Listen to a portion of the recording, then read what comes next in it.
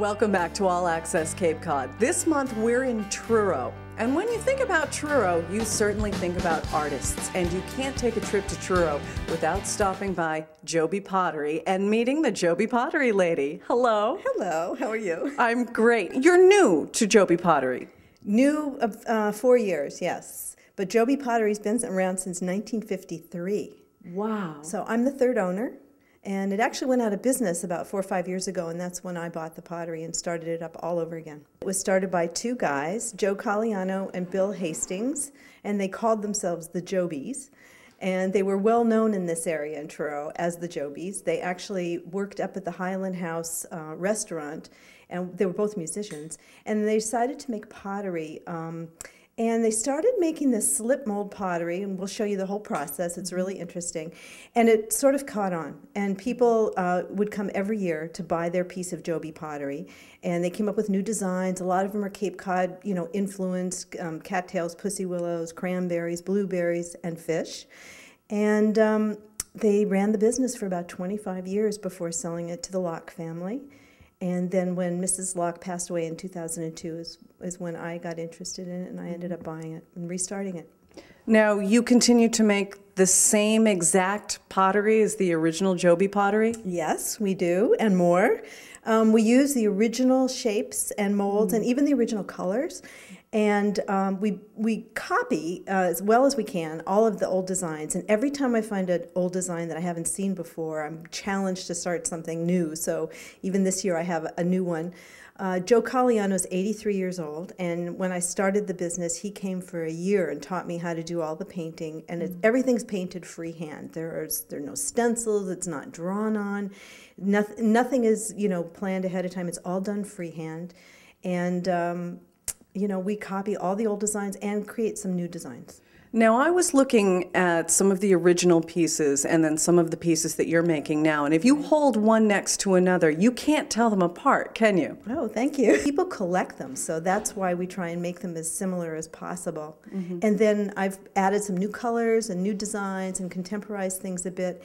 And people who didn't collect Jobi pottery from the past are now starting to collect it now. Well, I came up with this idea of doing an Obama victory mug. I didn't come up with it during the campaign, which I probably should have, but when he won, I thought, oh my God, it would be so much fun to have an Obama mug. So I actually made it for myself.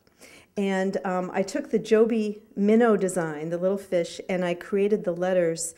And this was something that Joe and Bill did back in the 50s with beer steins in their restaurant. If somebody was a regular, they would make them a beer stein with their name on it. And I thought, oh, that is like the coolest idea. So, of course, I ended up doing Obama, 2009.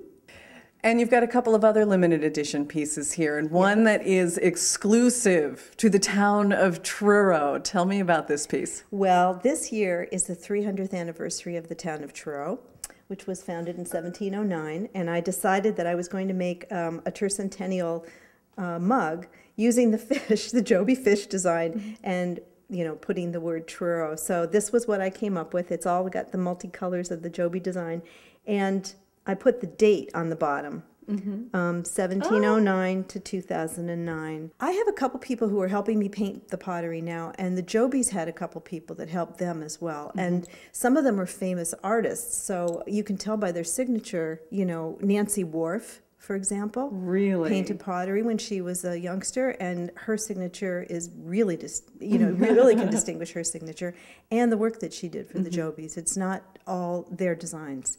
She did some Peter Hunt designs too. Oh, wow. Yeah, which are it's really kind of interesting. About half of the gallery is devoted to the work of other artists.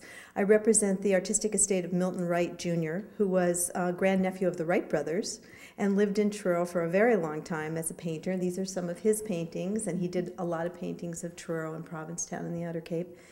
And I think there's about 12 other artists whose work that I represent: sculpture, painting, photography, drawing. And just from the Cape or from all over the place? No, they're not just from the Cape.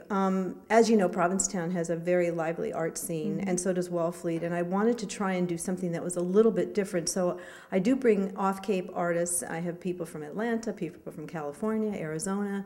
and some local artists too. But the focus is not just on Cape Cod scenery, although we do have that, but it's just on, I don't know, I have very eclectic taste. It's what I like, and people seem to like it. Welcome back.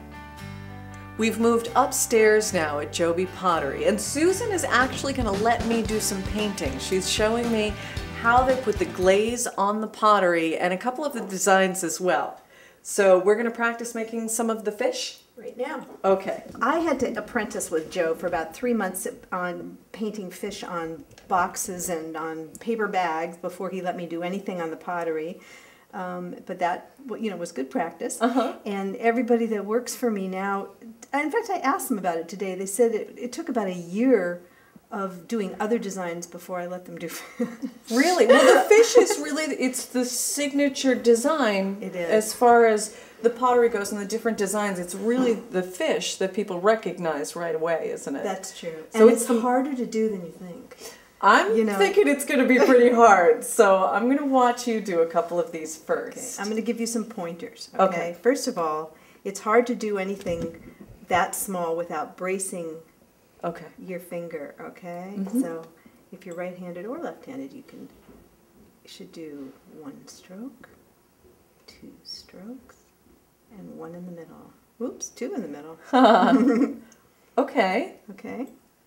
So 1 stroke, 2 strokes, 1 in the middle.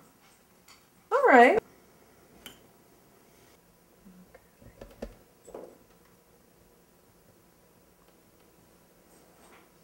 There you go. Heavy. Great. Yay! Now you have to sign the back, and then we'll put the eyes on. Okay. You can sign your name. I can't. You don't want me to sign your name. No Jobi Pottery in my handwriting. I get it. You can say Jobi by Cat. Ah, I could do that. Like that? Yep. Like that? You did it. Yay! Thanks for joining us for All Access Cape Cod. You can always look up your favorite episode on YouTube. Keyword search All Access Cape Cod. We'll see you next month.